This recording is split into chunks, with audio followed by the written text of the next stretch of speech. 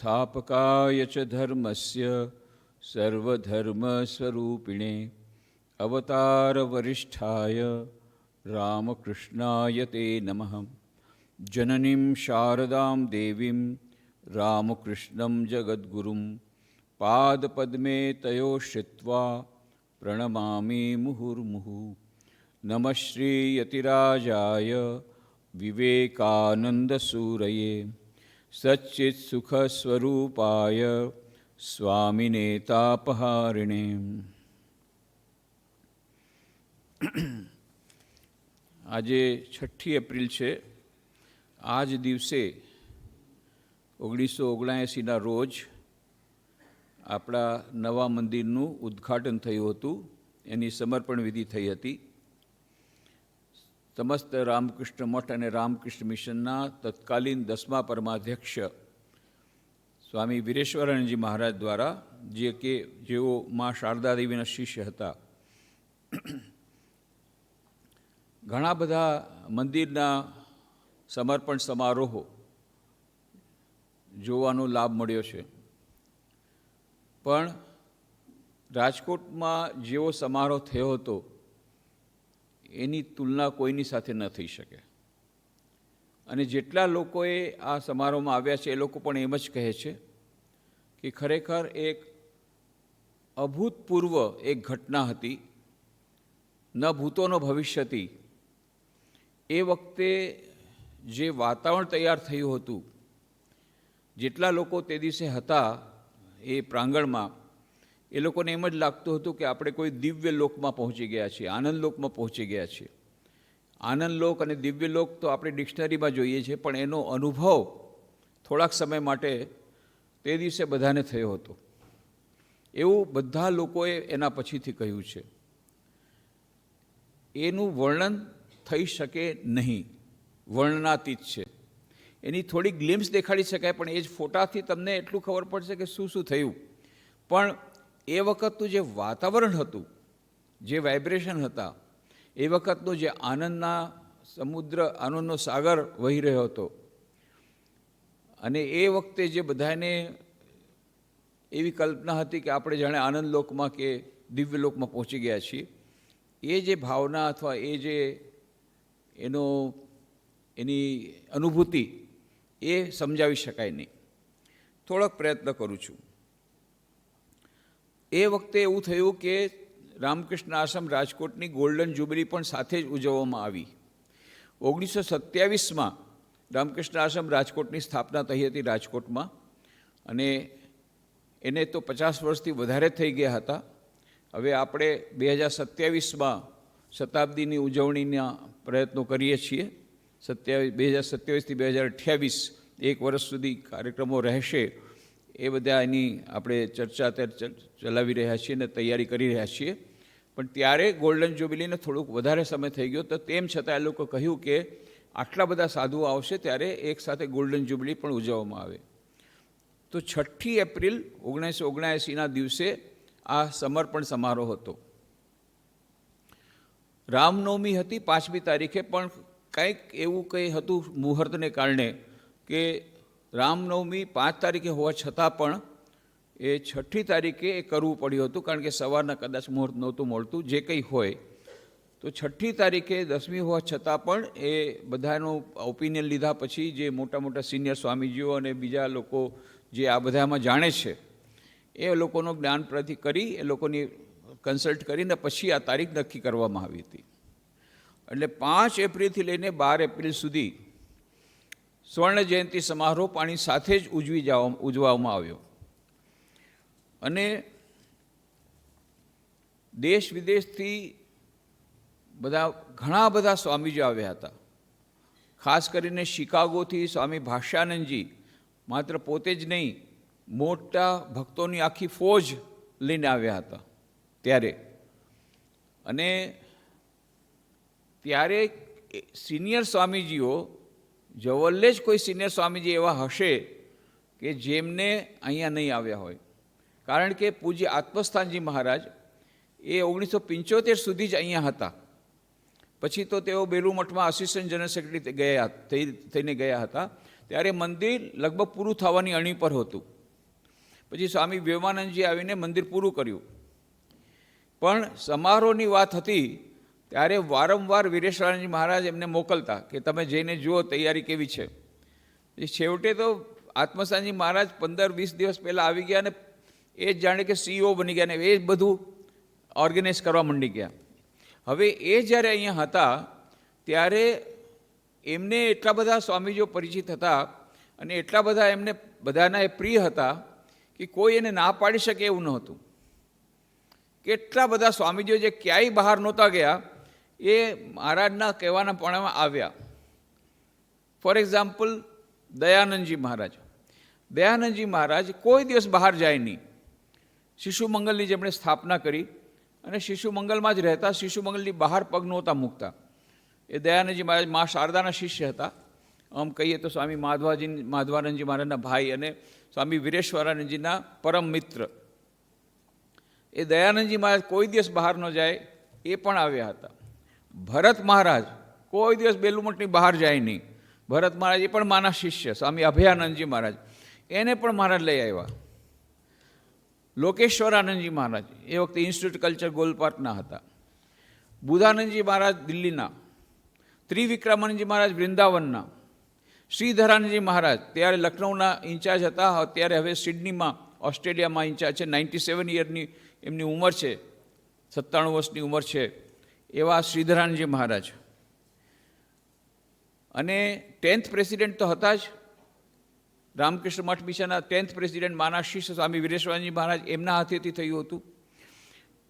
પછી સ્વામી ગંભીરાનંદજી મહારાજ ત્યારે vice president હતા, પાછળથી સમસ્ત રામકૃષ્ણ મઠ મિશન 11મા પરમાધ્યક્ષ બન્યા. સ્વામી ભૂતેશાનંદજી મહારાજ કે જેઓ રાજકોટમાં 1945-1966 સુધી 21 વર્ષો સુધી અહીંયા હતા અને ત્યારે રામકૃષ્ણ મઠ રામકૃષ્ણ મિશનના ઉપાધ્યક્ષ હતા અને કાકુલગાછી યોગોદ્યાનના અધ્યક્ષ હતા અને પાછળથી સમસ્ત રામકૃષ્ણ મઠ રામકૃષ્ણ મિશનના 12મા પરમાધ્યક્ષ બન્યા એવા ભૂતેશાનંદજી.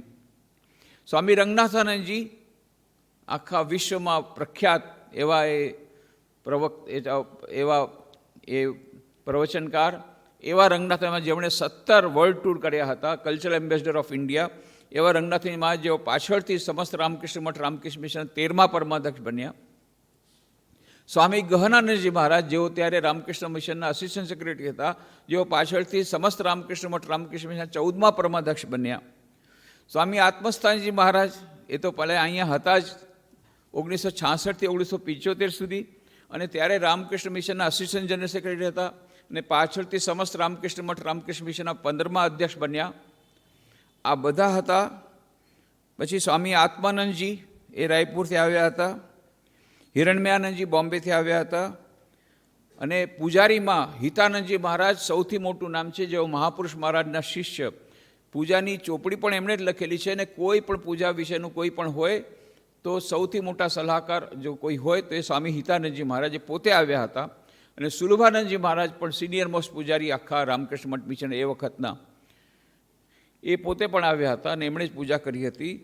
એટલે stalwarts of the whole Ramakrishna order એ રાજકોટમાં બધા ત્યારે આવ્યા હતા. એની કલ્પના નહીં કરી શકે આ ક્યારે કેવું વાતાવરણ થયું હશે. એ બધા અહીં આવ્યા હતા. 4મી તારીખે સાંજના સંન્યાસીઓને સ્વામી આત્મસ્થાનજી મહારાજે બધું સમજાવ્યું કે કેવી જાતનો કાર્યક્રમ થવાનો છે, એની બધી માહિતી આપી હતી. એક મિટિંગ થઈ હતી. 5મી તારીખે રામનવમીના દિવસે જૂના મંદિરમાં રામનામ સંકીર્તન થયું હતું. 6મી તારીખે સવારના 5 વાગે મંગલ આરતી થઈ અને પૂજ્ય આત્મસ્થાનજી પોતે આરતી કરી તે દિવસે. અને બધા સંન્યાસીઓ પછી ત્યારે રામ મહારાજ કે જેમનું તમે વૈદિક ચેન્ટિંગ સાંભળ્યું હતું, મુંબઈમાં હતા, એ તેમણે જે મંત્રકોશનું પુસ્તક જેણે લખ્યું છે એવા પૂજ્ય રામ મહારાજ, અને એ બધા સંન્યાસીઓએ વૈદિક મંત્રોચ્ચાર કર્યા હતા જૂના મંદિરથી. અને વૈદિક મંત્રોચ્ચાર કરીને પછી ત્યાંથી એક પ્રોસેશન, એક શોભાયાત્રા ત્યાંથી શરૂઆત થઈ જૂના મંદિરથી, અને નવા મંદિરની 3 વાર પરિક્રમા કરી. અને ભક્તો બધા બંને તરફ બેઠા હતા. લગભગ 1000થી વધારે ભક્તો તો બહારથી આવ્યા હતા. રાજકોટના ભક્તોની વાત નથી કરતો, બહાર ગામથી વિદેશથી આવ્યા હતા. સિસ્ટર ગાર્ગી મેરી લુઈ બર્ક, જેમણે સ્વામી વિવેકાનંદ વેસ્ટ ન્યૂ ડિસ્કવરીઝ 6 વોલ્યુમવાળા લખ્યા છે, એ મેરી લુઈ બર્ક પણ આવ્યા હતા. બીજા પણ અમેરિકાના શિષ્યાઓ આવ્યા હતા. અને આખા ભારતમાંથી કેટલા બધા ડિવોટીઝ બધા આવ્યા હતા. એ બધા ભક્તો અને રાજકોટના ભક્તો આ બધા બે તરફ હતા અને વચમાંથી સંન્યાસીઓનું પ્રોસેશન થતું હતું. અને સ્વામી સત્વાનંદજી મહારાજ, સત્યન મહારાજ, એ હાર્મોનિયમ વગાડતા હતા. અને એશે છે નૂતન માનુષ દેખ બી જદી આઈ ચલે, એક સ્ટેન્ડર્ડ ભજન છે જે આ વખતે ગવાય છે મંદિરના ઉદ્ઘાટન વખતે. એ ભજન સાથે બધા જ સંન્યાસીઓ નૃત્ય કરતાં કરતાં આગળ વધતા હતા. અને આવી રીતે 3 વાર પ્રદક્ષિણા કરી એ બધાએ. અને એમાં સૌથી પહેલાં ફ્લેગ લીધો હતો સ્વામી શ્રીધરાનંદજી મહારાજે, અને પછી એક કળશ લઈને એક બ્રહ્મચારી મહારાજ હતા. અને એ બધું એક પછી સ્વામી વીરેશ્વરાનંદજી મહારાજે, જે ભગવાન શ્રી રામકૃષ્ણ દેવની પવિત્ર ભસ્માવશેષ છે, રેલિક્સ, જે અહીંયા મંદિરમાં સિંહાસનની અંદરમાં રાખવામાં આવી છે, એ રેલિક્સને એક નાનકડા ડબ્બામાં રાખી અને ડબ્બાથી એમને ઝુલાવી દેવામાં આવ્યા હતા ગળામાં, કે જેથી પડી ન જાય. અને સૌથી આગળ સ્વામી વીરેશ્વરાનંદજી મહારાજ હતા. એની પાછળ રામકૃષ્ણદેવનો ફોટો લઈને સ્વામી રંગનાથાનંદજી મહારાજ હતા. એની પાછળ મા શારદાનો ફોટો લઈને હિરણ્યમાનંદજી મહારાજ હતા. એની પાછળ સ્વામી વિવેકાનંદનો ફોટો લઈ સ્વામી ગહનાનંદજી મહારાજ હતા. જે ફોટાની અહીંયા પૂજા થતી હતી એ જ ફોટો લઈને એ લોકો બધા પ્રોસેશનમાં જતા હતા. અને આવી રીતે આ બધાએ 3 વાર એ કર્યું. અને એ વખતે જે સંન્યાસીને ક્યારે પણ આવી રીતે ભાવાવેશમાં નૃત્ય કરતા નહોતા જોયા, બધાને તે દિવસે જોયા જાણે કોઈને ખબર જ નથી શું થઈ રહ્યું છે. એકદમ અલગ વાતાવરણ બધું થઈ ગયું હતું. અને બધા પછી પ્રવેશ કર્યો ને ત્યાર પછી એ ત્યાં પ્રતિષ્ઠા કરવામાં આવી સ્વામી વીરેશ્વરાનંદજી મહારાજે, અને બધાએ એમને પોતાનું કર્યું. અને પછી આરતી થઈ. પછી આખો દિવસ પૂજા ચાલી. 6 તારીખે પૂજા ચાલી. અને પછી સાંજના સંધ્યા આરતી થઈ. એમાં પૂજ્ય મહારાજ પણ અને બીજા ઘણા મહારાજો પણ ગર્ભ મંદિરમાં બેઠા. રાતના 9 વાગ્યાથી શરૂઆત થઈ. રાતના 10 વાગ્યાથી સવારના 4 વાગ્યા સુધી કાળી પૂજા થઈ વિશેષ. અને એ કાળી પૂજા સ્વામી સુલભાનંદજી મહારાજ કરી અને તંત્ર કથા સ્વામી હિતાનંદજી મહારાજ. પછી સાંજના 7:30, એની પહેલાં કાળી પૂજા શરૂ થાય એની પહેલાં 7:30 થી 8:30 સુધી એક સંન્યાસીઓની એક મિટિંગ બોલાવી હતી આત્મસાની મહારાજ. અને ત્યાં બધાને ઇન્સ્ટ્રક્શન આપ્યા હતા કે કેવી રીતે શું થશે. બીજે દિવસે સવારે નગર પરિક્રમા હતી, એના બધાને માટેની બધી માહિતી આપી હતી. 7 તારીખે સવારના 8 વાગે પ્રોસેશન શરૂ થયું. અને એમાં ઘણી બધી ગાડીઓ હતી, બળદગાડી પણ હતી. અને બધા સ્વામીજીઓ હતા અને ઘણા ભક્તો જોડાયા હતા, વિદ્યાર્થીઓ જોડાયા હતા. બહુ લાંબુ પ્રોસેશન હતું. અને દાંડિયા રાસની પાર્ટી પણ હતી. એ કલ્પના નહીં કરશે કે એવી જાતનું આખું વાતાવરણ હતું. ને આખા શહેરમાંથી આશ્રમથી શહેર થઈ અને ચારે તરફ ફરીને પાછું અહીંયાથી યાજ્ઞિક રોડથી આવ્યું હતું. અને એ નગર પરિક્રમા થયા પછી 7 તારીખે થઈ ગયું. સાંજના જાહેર સભા હતી. જાહેર સભાની અધ્યક્ષતા રામકૃષ્ણ મઠ મિશનના પરમાધ્યક્ષ સ્વામી વીરેશ્વરાનંદજી મહારાજ, 10મા પરમાધ્યક્ષ, એમણે કરી. અને મુખ્ય અતિથિ તરીકે ગુજરાતના તત્કાલીન મુખ્યમંત્રી બાબુભાઈ પટેલ હતા. બાબુભાઈ પટેલ જ્યારે આવે ત્યારે બીજું કોઈ નહોતું. પછી મારે જ એમને સ્વાગત કરવું પડ્યું. અને પછી લઈ આવ્યો મિટિંગમાં. અને ત્યારે મિટિંગમાં રંગનાથાનંદજી મહારાજ પણ થોડું બોલ્યા, ટૂંકું બોલ્યા. અને કીધું બીજે દિવસ સવારે હું બોલવાનું છું, તો ટૂંકું બોલ્યા. વીરેશ્વરાનંદજી મહારાજે કીધું, આવડા મહાન સ્વામીજી, એમણે કીધું કે પ્લીઝ એક્સક્યુઝ મી, કે હું ક્ષમા પ્રાર્થી છું કે મારે આવવામાં થોડું મોડું થઈ ગયું, 5 મિનિટ મોડું થયું હશે. એ કે હું આ સૂર્યનારાયણને કારણે કે મને ધોખો થઈ ગયો. અમારે ત્યાં કે બંગાળમાં 7 વાગે આવો સૂર્ય હોય નહીં. એટલે એમને લાગ્યું કે હજી તો બપોર છે, એટલે કે હું આરામથી બધું કરતો હતો. ત્યાં તો કે ના સાહેબ, સમય થઈ ગયો છે. 7 વાગે હજી સુરત ત્યાં હતો, સંન્યાસ સનસેટ થયો નહોતો. અને ત્યાં તો 5 વાગે સનસેટ થઈ જાય કલકત્તામાં. એટલે કે હું ડિલે થઈ ગયો છું. અને પછી બહુ સરસ વાત કરી કે કેવી રીતે સ્વામી વિવેકાનંદ કહ્યું હતું કે શ્રી રામકૃષ્ણના આવિર્ભાવથી સતયુગનો પ્રારંભ થયો છે, અને આ શ્રી રામકૃષ્ણ દેવ આ મંદિર છે એને આપણે યુનિવર્સલ ટેમ્પલ શા માટે કહીએ છીએ? કારણ કે વિશ્વના બધા ધર્મોના લોકો અહીંયા આવી શકે છે અને બધા માટે આ ખુલ્લું છે, નાત જાતનો કોઈ ભેદભાવ નથી. આવી આ વૈશ્વિક મંદિર છે, એમાં તમે બધા આવો અને એનો લાભ લ્યો. એવું બધું વીરેશ્વરજીમાં બહુ સુંદર પ્રવચન છે. એ પ્રવચન તમને મળશે, માતૃભૂમિ પ્રત્યે આપણું કર્તવ્ય પુસ્તકમાં મળશે. એની વિડીયો પણ છે. વિડીયો આપણે થોડા દિવસ પછી અપલોડ કરી દઈશું રામકૃષ્ણ આશ્રમ રાજકોટની યુટ્યુબ પર. રંગનાથનજી મહારાજે પ્રવચન આપ્યું, એ પણ યુટ્યુબમાં નાખી દઈશું. એમણે ટૂંકું પ્રવચન હતું. એમ જ કીધું કે સતયુગની પ્રતીતિ કરવા માટે થઈને શ્રી રામકૃષ્ણ અહીંયા આવ્યા હતા, તો એમનું શું પ્રયોજન છે એ બધું એમણે બતાવ્યું. પછી રાતના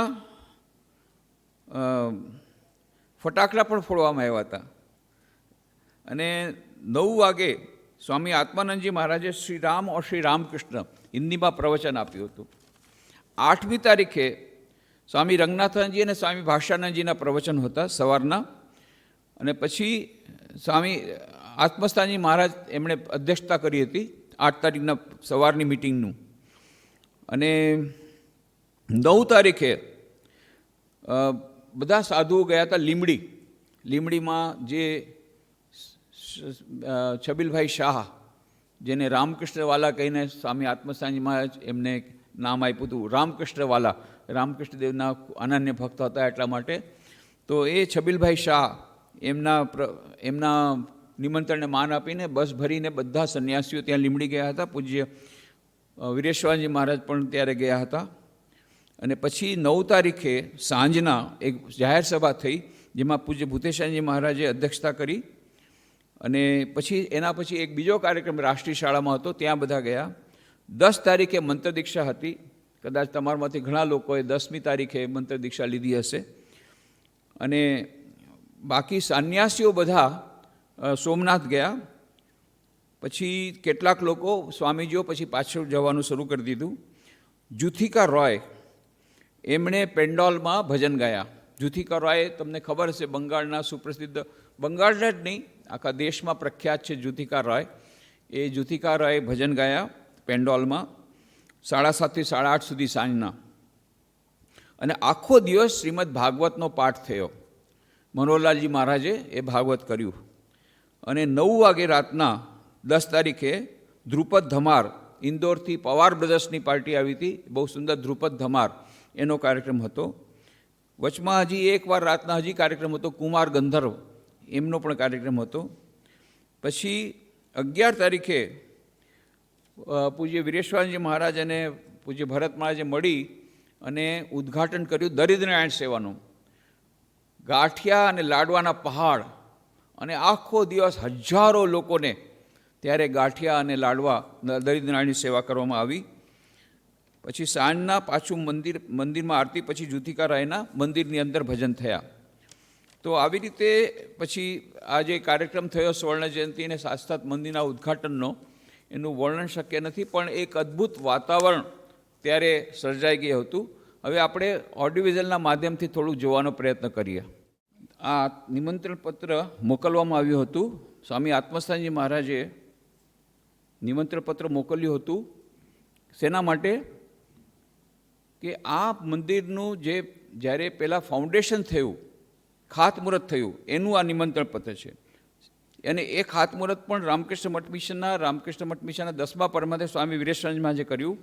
અને એમાં લખ્યું છે, by the infinite grace of the lord and with the living cooperation of you all noble souls, we are ready to start the construction of our proposed new temple. આ પ્રપોઝ ન્યૂ ટેમ્પલની પણ વાત કરી દઉં કે સ્વામી ભૂતેશાનંદજી મહારાજ જ્યારે ગયા ત્યારે already એમણે પ્લાન કર્યું હતું. 3 લાખ રૂપિયાનો એક પ્લાન હતો. આત્મસ્થાનજી મહારાજે કહ્યું નહીં, આ તો સૌરાષ્ટ્ર એ ભક્તોની ભૂમિ છે, એમાં મોટું મંદિર હોવું જોઈએ, એટલે 12 લાખનો પ્રોજેક્ટ કર્યો. છેવટે તો પછી લગભગ 45 લાખ રૂપિયા ક્વોન્ટિટી આપણે જોઈએ, એ મટીરિયલની કાઇન્ડમાં જે આવ્યું બધું મળીને તો લગભગ 45 લાખ રૂપિયાના ખર્ચે થયું હતું. પણ એ 12 લાખ ત્યારે કલેક્ટ કરવા બહુ જ કઠિન હતા. એક રૂપિયાનું કૂપન કાઢી અને બહુ મહેનતથી એ કરવામાં આવ્યું હતું.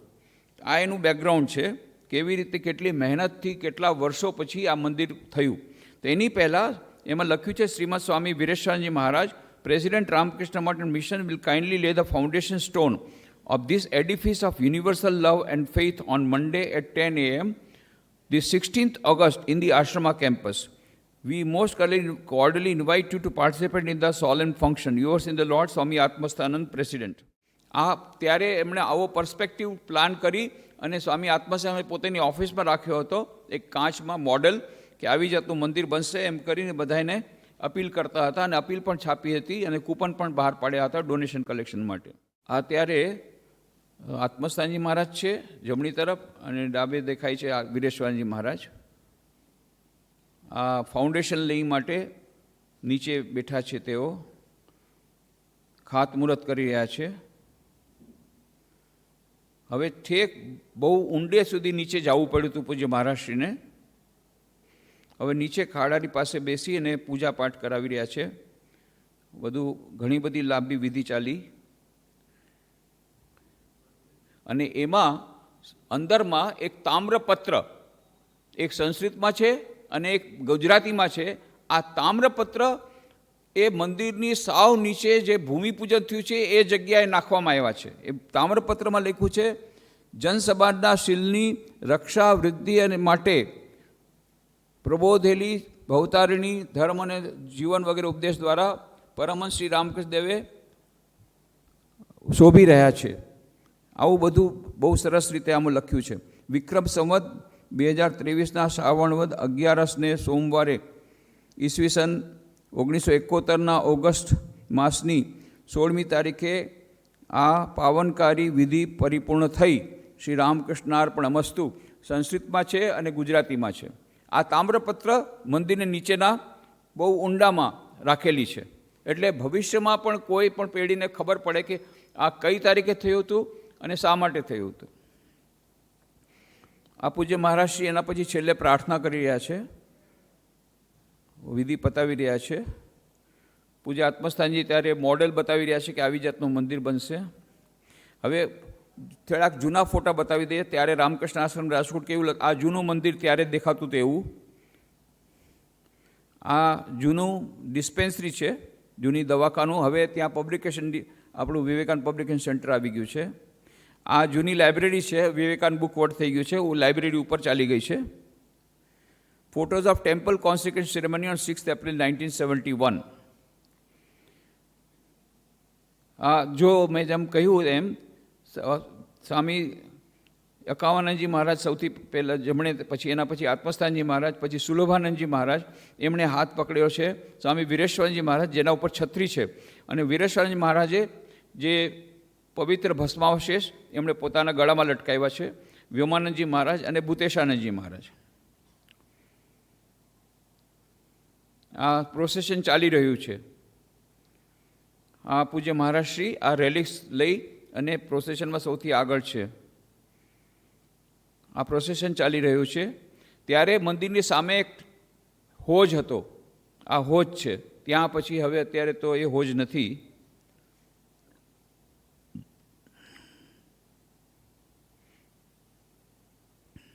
જેમ વાત કરી, સૌથી પહેલાં જે ઝંડો ફ્લેગ છે, રામકૃષ્ણ મિશનનો ફ્લેગ લઈને સ્વામી શ્રીધરાનંદજી મહારાજ છે. એના પછી બાકી બધા સંન્યાસીઓ ધીરે ધીરે બધા આવી રહ્યા છે. ધજા લઈને બધા સંન્યાસીઓ જઈ રહ્યા છે. લગભગ 250 સંન્યાસીઓ. તે વખતે ટોટલ સંન્યાસીઓ જ બહુ ઓછા હતા. 1979માં લગભગ અડધા ભાગના સંન્યાસીઓ રાજકોટ આવી ગયા હતા.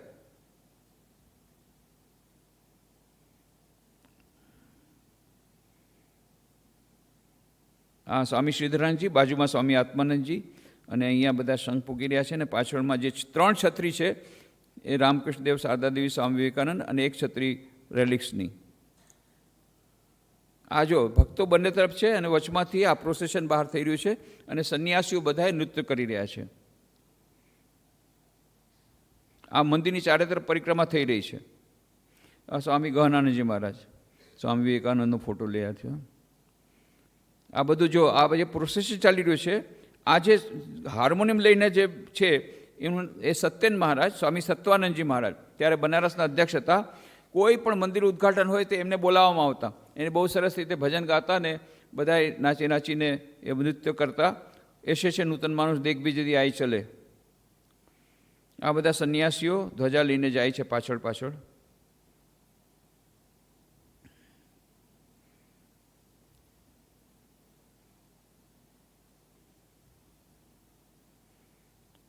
ત્રણ વાર પ્રદક્ષિણા કરી હતી. હવે બસ 3 વાર પ્રદક્ષિણા કરી, હવે અંદર પ્રવેશ કર્યો છે. હવે અહીંયા આ રમાનંદજી મહારાજ ગંગાજળ છડકે છાંટી રહ્યા છે, પછી આત્મસ્થાનજી મહારાજ, પછી સુલભાનંદજી મહારાજ, ભૂતેશાનંદજી, વ્યોમાનંદજી, પૂજ્ય વીરેશ્વરજી મહારાજ વચમાં છે. હવે અત્યારે એ કળશ, એ જે અસ્થિ કળશ છે એ પૂજ્ય મહારાજ શ્રી રામકૃષ્ણદેવના પ્રતિમાની સામે મૂકી રહ્યા છે. વ્યોમાનંદજી બાજુમાં છે, પેલી તરફ વિહતાનંદજી મહારાજ છે, પાછળમાં સ્વામી એ શિકાગોના સ્વામી ભાષ્યાનંદજી મહારાજ છે. પૂજ્ય મહારાજશ્રી પોતે આરતી કરી રહ્યા છે, વીરેશ્વરજી મહારાજ. આ મંદિર પાછળ બધા અહીંયા ભક્તો છે, સામે સંન્યાસીઓ ભજન કરી રહ્યા છે. આજે વાત કરી ગાંઠિયા અને લાડુ, એ દરિદ્રની સેવા, એના માટે પહેલાં ઇનોગ્રેશન કરી રહ્યા છે.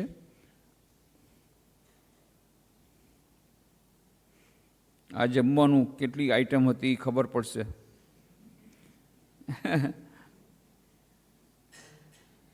પૂજ્ય મહારાજશ્રી જોઈ રહ્યા છે કે આટલા બધા ગાંઠિયા, આટલા બધા લાડુ જોઈ રહ્યા છે. આ પૂજ્ય વીરેશ્વરજી ને આ ભરત મહારાજ એમના હાથેથી પહેલાં બધાને અપાવે છે, પછી બધાને આ બધા જમી રહ્યા છે. ધાણેટીથી બહેનો આવ્યા હતા રોટલા બનાવવા માટે, અને અહીંયાના ભક્તો પણ હતા. ઘણા બધા ભક્તોએ પણ આમાં પોતાનું યોગદાન આપ્યું હતું. આ બધા જમી રહ્યા છે, પ્રસાદ લઈ રહ્યા છે.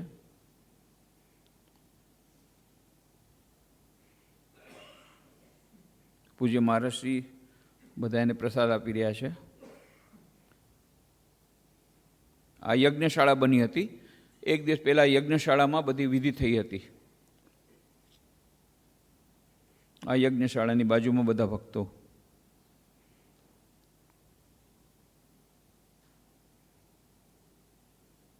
બધા વોલેન્ટિયર્સ અને સ્ટુડન્ટ્સ. આ એક વિશેષ વિધિ છે. એ પોસ્ટલ ડિપાર્ટમેન્ટે એક વિશેષ ત્યારે સ્ટેમ્પ બહાર પાડ્યું હતું મંદિર ઉદ્ઘાટન વિશેના. એ સ્ટેમ્પને કેન્સલેશન કરવામાં આવી રહ્યું છે. પૂજ્ય મહારાજના હાથે કેન્સલેશન કરવામાં આવ્યું છે. અને અહીંયા બેઠા છે પૂજ્ય ભરત મહારાજ સ્વામી, અહીંયાથી દેખાશે નહીં ને. આ પૂજ્ય ભરત મહારાજ વીરેશ્વરાનંદજી, અને પૂજ્ય વીરેશ્વરાનંદજી, આ ભરત મહારાજ અભયાનંદજી, આ ગહનાનંદજી છે, આ વ્યોમાનંદજી છે, આત્મસ્થાનંદજી છે, અને આ પેલા પોસ્ટલ ડિપાર્ટમેન્ટના પેલા હેડ લાગે છે. આ તો કોઈ એક બ્રહ્મચારી છે.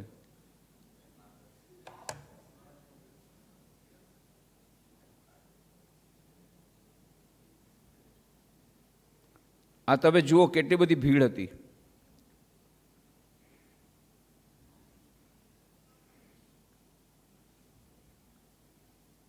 આ બીજે દિવસે નગર પરિક્રમાના ફોટા છે, જેમાં નગર પરિક્રમા બધા સંન્યાસીઓને બધા તો ચાલીને ગયા હતા, અને થોડીક એમાં વચમાં કાર પણ હતી, થોડીક જીપ ગાડી હતી, થોડીક ફ્લોટ હતા. તો એમાં પૂજ્ય વીરેશ્વરજી મહારાજ, પૂજ્ય ભરત મહારાજ ને બધા સિનિયર સ્વામીજીઓ કારમાં સાથે સાથે જતા હતા, ને ક્યારેક ક્યારેક બધું જોતા હતા, પોતે જોવા માટે ઊભા રહેતા હતા. અહીંયા તમે જુઓ છો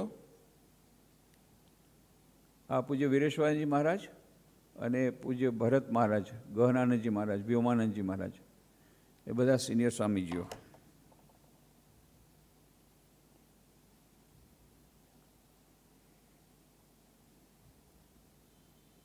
આ નગર પરિક્રમાના દૃશ્યો તમને જોવા મળે છે. નગર પરિક્રમા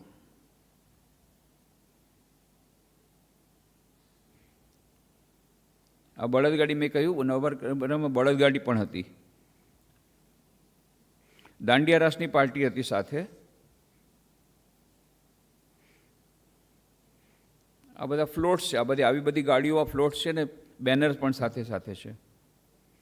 આજે મેં વાત કરી 7 તારીખે સાંજના જાહેર સભા થઈ, બાબુભાઈ પટેલ મુખ્ય અતિથિ હતા, ત્યારે ગુજરાતના ચીફ મિનિસ્ટર હતા, એમનું પ્રવચન હતું. અને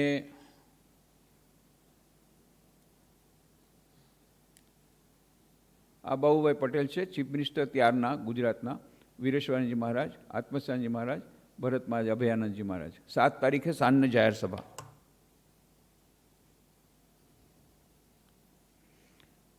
આ બીજા દિવસની જાહેર સભા છે. જે બોલી રહ્યા છે વ્યોમરૂપાનંદજી, નાગપુરના અધ્યક્ષ હતા, વ્યોમાનંદજી, ભૂતેશાનંદજી, હિરણમયાનંદજી.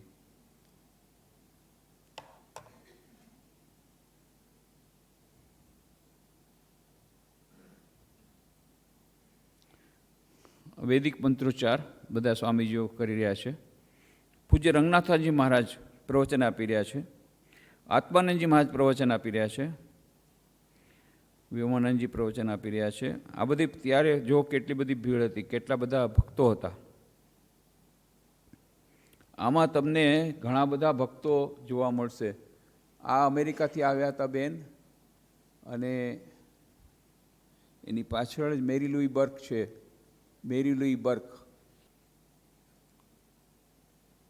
આ સ્વામી, આ છે સ્વામી વ્યોમાનંદજી, સ્વામી ભાષ્યાનંદજી શિકાગો, સ્વામી બુધાનંદજી, સ્વામી આત્મસ્થાનંદજી. બોલી રહ્યા છે કોણ છે ભાઈ? યાદ છે ભાઈ? ગોવિંદભાઈ શ્રોફ છે ને? ગોવિંદભાઈ શ્રોફ છે. આ છે ગોવિંદભાઈ શ્રોફ બોલી રહ્યા છે. એ વડોદરાથી આવ્યા હતા. શ્રોફ ફેમિલી, શ્રોફ ફેમિલી કાંતિભાઈ શ્રોફના મોટા ભાઈ, અને કાંતિચંદ શ્રોફને બધા ઓળખે છે. અને આ ચીફ જસ્ટિસ હતા ગુજરાતના ત્યારના. શું નામ યાદ છે? હે? CJ દિવાન. મિસ્ટર દિવાન. હા.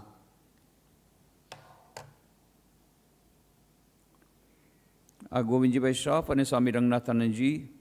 આ મનોહરલાલજી મહારાજનું ભાગવત આખો દિવસ થયું હતું. આ જુથિકા રોય ભજન ગઈ ગયા છે. આ પેલા મારા ખ્યાલથી કુમાર ગંધર્વ લાગે છે.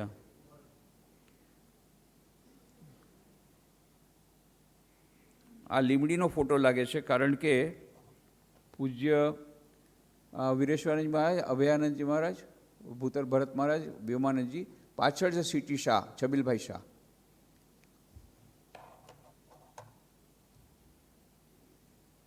સ્વામી ગંભીરાનંદજી મહારાજને માળા પહેરાવી રહ્યા છે વ્યોમાનંદજી. આ કુમાર ગંધર્વ લાગે છે. આ કુમાર ગંધર્વ છે ને?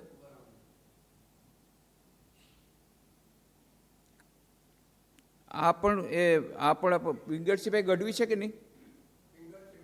પિંગળસિંહભાઈ ગઢવી એ લોક સાહિત્યકાર. આ વૃક્ષારોપણ થઈ રહ્યું છે. વૃક્ષારોપણ અહીંયા કેરીનું એક ઝાડ અને એક ચંદનનું ઝાડ લગાડવામાં આવ્યું હતું મહારાજના હસ્તેથી. અમેરિકાથી બેન આવ્યા હતા. અમેરિકાથી કોઈ ડિવોટી આવ્યા હતા, ડિવોટી. અને પૂજ્ય વીરેશ્વરજી અને ભરત મહારાજ બેઠા છે. આ ગ્રુપ ફોટો લેવામાં આવ્યો તો મંદિરની પાછળ. આ ફોટો તમને આપણી અત્યારની ઓફિસમાં મળશે. એમાં બધાના નામ તમને મળી જશે. એ જેટલા સ્વામીજી આવ્યા હતા, આટલા બધા સ્વામીજીઓ ત્યારે આવ્યા હતા. એ વખતે 1978માં ટોટલ સ્વામીજીઓ જ ઓછા હતા રામકૃષ્ણ મઠ મિશનમાં. Thank you.